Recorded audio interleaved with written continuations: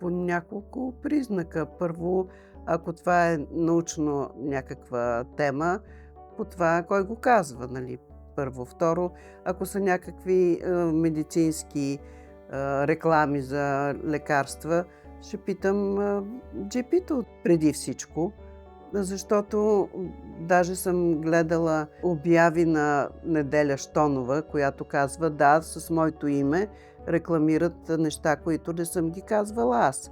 Тоест, до такава степен вече изкуственият интелект използва и гласа, и лицето й, за да рекламират, а хората им, да речем, имат доверие в нея, защото са я слушали да изнася лекции на такива теми.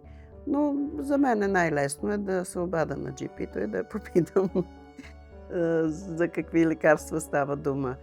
Да, факт чека. Или пък ако има някакви снимков материал, ще го проверя по снимките в Google. Аз моментално ще отхвърля, защото нищо не може да бъде излекувано за 48 часа, камо ли рак. Така че дори няма да се допитвам до никой, просто не бих повярвала на такава информация. Според мен изкуственият интелект трябва да се използва от хората. Той е много важен, но да се използва критично, по-добре е да се проверява, а не да се вярва така безусловно, но да се използва повече в областта на науката. Лошото е, че тук се използва от хора, които мислят само за печалба от него.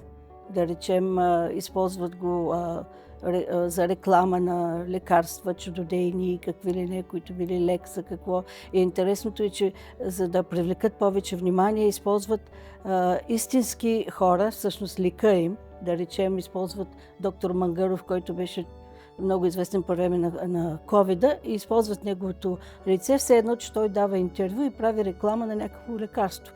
Той за какво му е на такъв известен лекар да прави реклама за някаква добавка или лекарство?